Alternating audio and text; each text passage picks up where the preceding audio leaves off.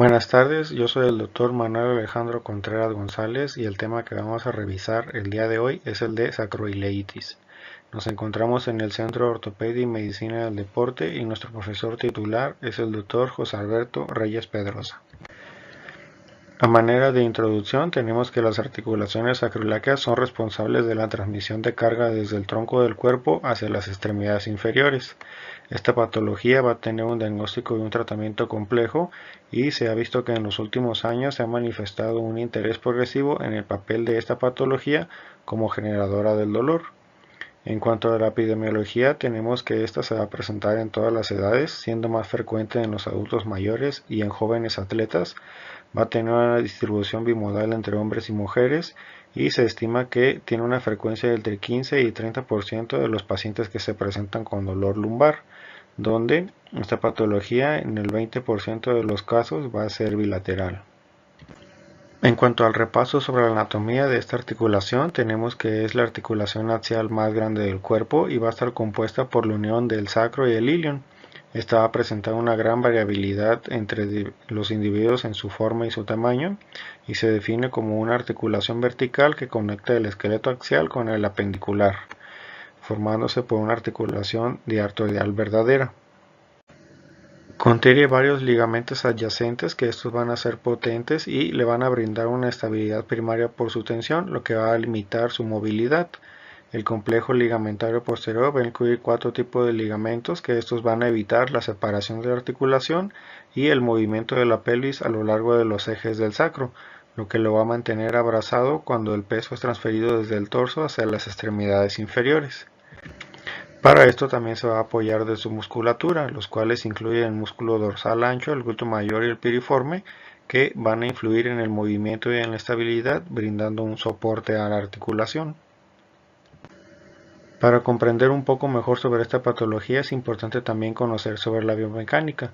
Tenemos que la transición entre la columna y las extremidades inferiores está sometida a fuerzas de cizallamiento importantes, por lo cual la función principal va a ser brindar una estabilidad, esto a través de la transmisión y la disipación de carga desde el tronco hacia las extremidades inferiores.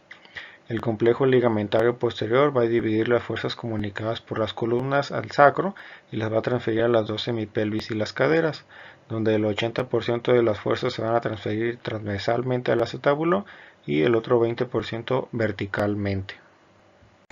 Así pues, la articulación sacroiliaca rota en los 3 ejes durante su movimiento, donde las superficies articulares se van a deslizar una sobre la otra para absorber y resistir las cargas mecánicas, presentando una movilidad muy limitada, lo que le confiere una estabilidad. Tiene un movimiento de rotación de entre 1 a 12 grados y una traslación de 3 a 16 milímetros. La amplitud del movimiento es 40% menor en los hombres que en las mujeres, ya que tiene una influencia hormonal, donde esta aumenta la latitud ligamentaria, brindando una hipermovilidad relativa para el parto. Se describen dos movimientos de rotación sobre el eje transversal, los cuales son el movimiento de nutación y la contranutación. En el de la nutación o la rotación ventral, este está dado por el movimiento de la base sacra anterior-inferior en relación hacia el ilion, provocando un desplazamiento posterior del extremo distal del sacro, lo que produce una extensión lumbosacra. Al contrario, el movimiento de contranutación o la rotación dorsal, este se va a provocar por un movimiento de la base sacra posterior-superior en relación al ilion, provocando un desplazamiento anterior del extremo distal del sacro, produciéndose esta con la flexión lumbosacra. En cuanto a la inervación, esta va a estar dada por las divisiones anteriores y posteriores de los nervios espinales S1 y S2 y del nervio glúteo superior, donde además también tienen importancia el nervio obturador y el tronco lumbosacro. La vascularidad va a estar dada por las ramas de la arteria ilolumbar, la glútea superior y la sacra lateral. Pasando a lo que es la etiología de esta enfermedad, tenemos que va a estar dada por una combinación entre carga axial y rotación, en donde del 40 al 50% de los casos el paciente reconoce un factor traumático específico que precipita el dolor, ya sea levantar algún objeto pesado, alguna caída de su plano de sustentación o algún accidente de tránsito. Esto va a provocar una excesiva tensión de los ligamentos que aseguran la coaptación de la articulación y por lo tanto un dolor por estrés mecánico de la cápsula y sus ligamentos. Se reconocen dos causas principales que son intraarticulares y extraarticulares.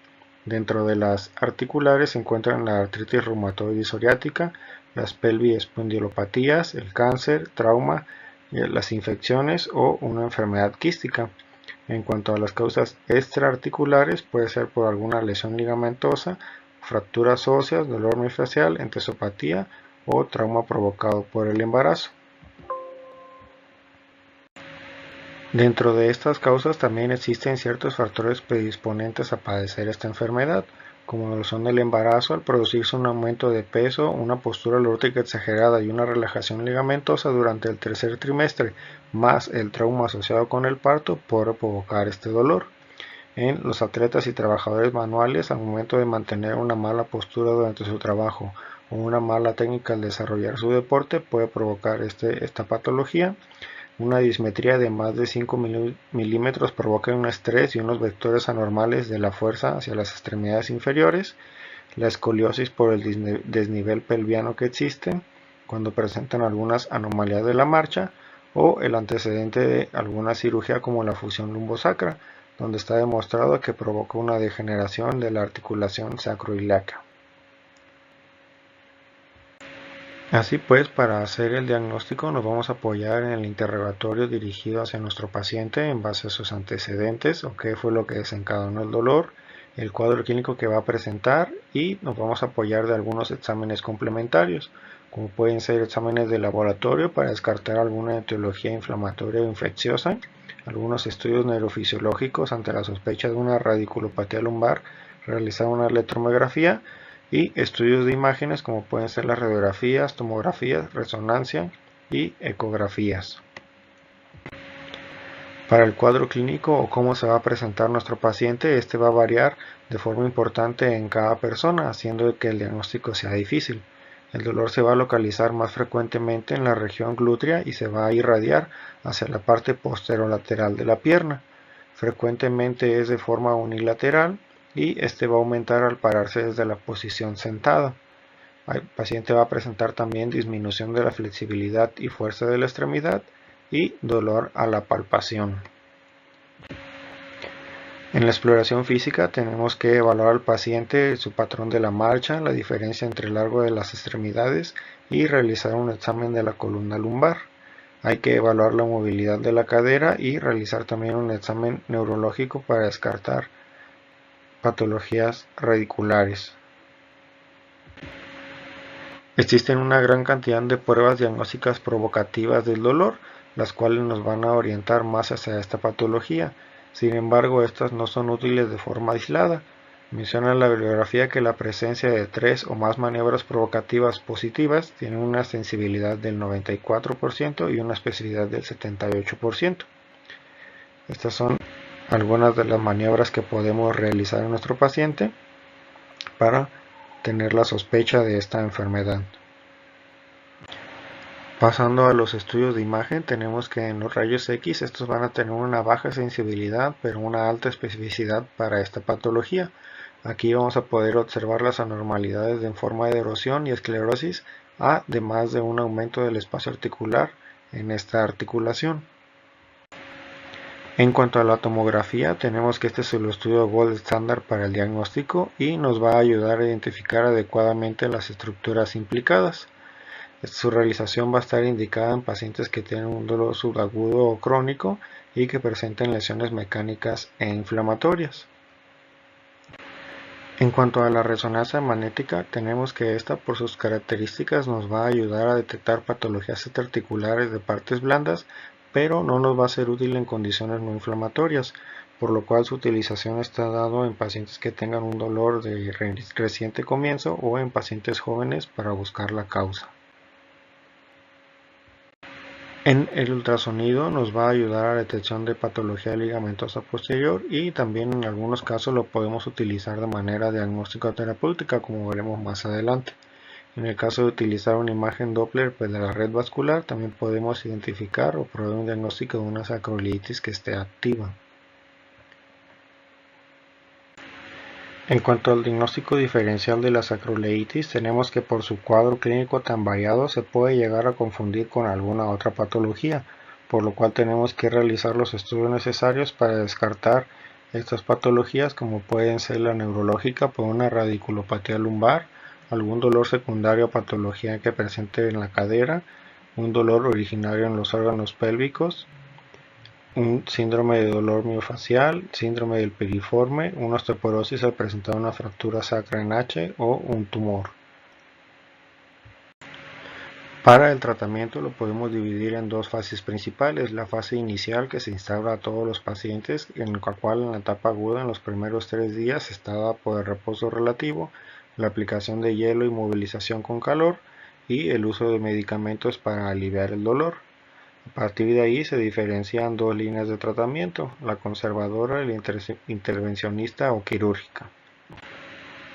En cuanto al tratamiento conservador, esta va a estar dada por la etapa inicial que acabo de comentar, para posteriormente pasar a una etapa de recuperación desde los 3 días hasta las 8 semanas, que va a consistir en una movilización articular y en la terapia física, para posteriormente pasar a una etapa de mantención, donde las terapias van a ir dirigidas a corregir la dinámica postural y, una vez que el dolor ha cedido, intentar restaurar la mecánica normal. En cuanto a la rehabilitación física, esta debe ser individualizada a cada paciente y su actividad laboral o de ejercicio que realice, y los objetivos van a ser aliviar el dolor eliminando sus generadores. Hay que aumentar la coaptación y estabilidad sacroiliaca, fortalecer la musculatura de la pelvis, mejorar los déficits de flexibilidad, propiocepción, fuerza y problemas biomecánicos, y mejorar el control postural dinámico del paciente. Estos son algunos de los ejercicios de estiramiento y flexibilidad que podemos realizar con nuestro paciente, y la terapia va a ir dividida por etapas, donde las primeras 2 semanas va a consistir en una relajación muscular fomentando la flexibilidad, de la tercera a la sexta semana con estiramientos y fortalecimientos muscular, esto con ejercicios activos, asistidos y resistidos, y de la sexta a la octava semana mejorar el control postural y el patrón de la marcha, con educación al paciente hacia evitar lesiones futuras. En cuanto a la terapia intervencionista, esta va a estar dada por inyecciones intra o periarticulares. Estas nos van a ayudar a confirmar el diagnóstico evitando la cirugía, va a producir una reducción del dolor y va a facilitar la rehabilitación. Se puede realizar mediante dos técnicas, ya sea bajo visión por fluoroscopía o bajo visión por ecografía, donde diversos estudios han mencionado que la ecografía equivale en la agudeza a la fluoroscopía. Sin embargo, va a tener la ventaja de no someter ni al operador ni al paciente a la radiación, además de que puede ser más económica y más accesible para el paciente. En cuanto a los agentes que pudiéramos estar infiltrando, estos pueden ser corticosteroides más anestésicos locales, los cuales van a aliviar el dolor en el 62% de los pacientes a 3 meses, pero solamente se pueden utilizar ya sea 3 infiltraciones en 6 meses o 4 en un año. Otra opción es la proloterapia, que se define como una terapia proliferativa que consiste en inyectar agentes irritantes químicos en el tejido ligamentario para así producir inflamación, aumentar el flujo sanguíneo e incitar la proliferación de colágeno y la cicatrización, donde el engrosamiento de los ligamentos va a resultar en una estabilización de la articulación, mejorando mucho el dolor. El agente más utilizado es la destroza hiperosmolar al 25%.